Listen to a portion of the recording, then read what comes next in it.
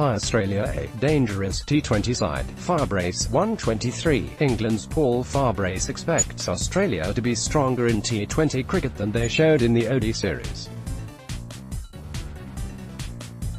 123. 3 am 8's one-sided series go. England's Beijing of Australia in the fifth and final ODI at Old Trafford on Sunday was about as fraught as they come, a low-scoring epic, sealed by a high-achieving white ball wizard at the absolute peak of his powers.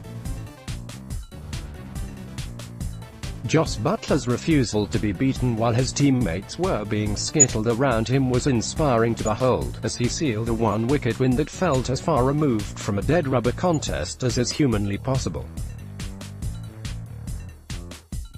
Australia desperately wanted to get themselves off the mark in a dismal tour. England desperately wanted to hone the killer instinct, and capitalise on a rare opportunity to leave the most consistent cricketing tormentors with no place to hide. It meant that there was a cup final vibe in evidence throughout the day, and the fact that England held their nerve in extreme adversity, regardless of the strength of their opponents, has to augur well for next year's defining challenge. So how should we read the runes going into Australia's final opportunity to make an impression on this tour? Clearly, a one-off T20 at Edgbaston lacks the context of what has gone before it.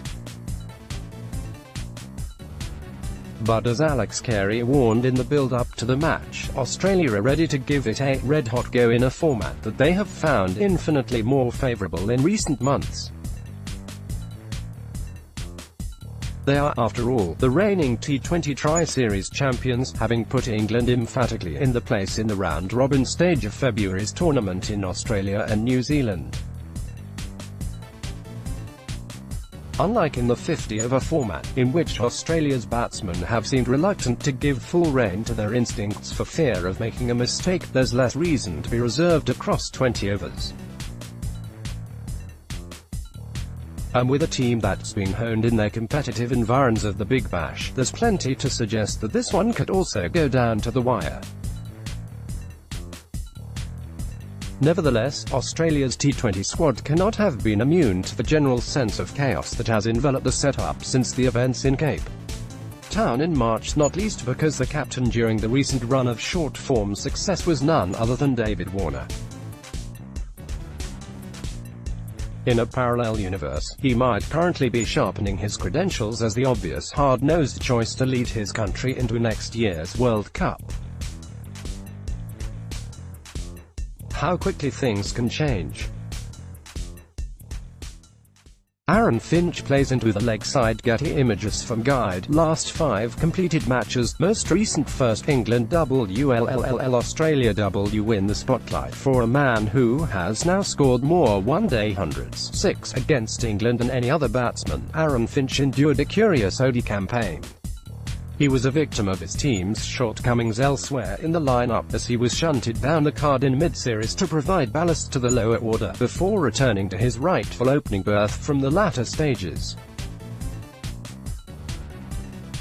And now he is captain, and that in itself offers an intriguing subplot, given that Tim Paine, the ODI captain, more or less conceded that his position was untenable after the whitewash. If Finch can be the man to deliver Australia the victory that a nation craves, who knows where that may lead. England's man of the moment, Jos Buttler, displayed the finishing skills of a master carpenter as he repaired his team's round chase in the 5th ODI on Sunday. But he's tasked with a different challenge at Edgbaston after it was confirmed by Paul Farbrace, the interim coach, that he will be opening the innings.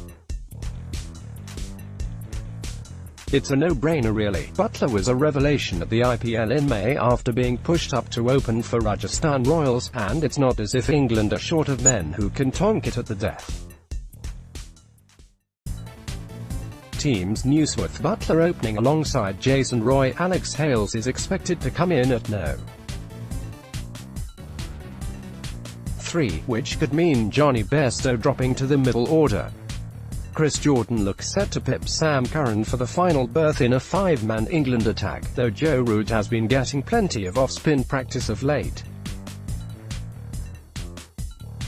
England. Probable 1 Jos Buttler, 2 Jason Roy, 3 Alex Hales, 4 Joe Root, 5 Johnny Bairstow, 6 Owen Morgan, Captain, 7 Moeen Ali, 8 Chris Jordan, 9 Liam Plunkett, 10 Adil Rashid, 11 David Willie Payne makes way as wicketkeeper, as well as captain, with Carey taking over the gloves, and assuming Glenn Maxwell recovers from his shoulder injury, he will slot back into the middle order, from where he gave England quite the schooling in Hobart in February.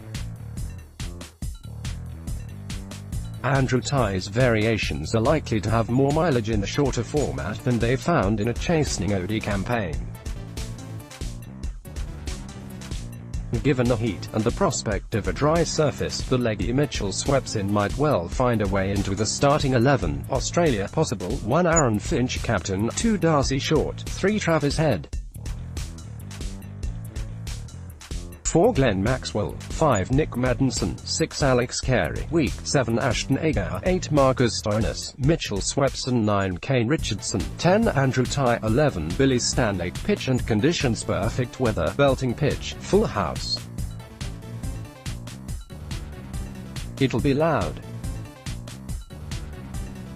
The ground is expected to open early to encourage people to watch the World Cup. Mexico v Sweden and Germany v South Korea. Kick-off 3 p.m. on the big screen. Stats and trivia quotes: he will open tomorrow.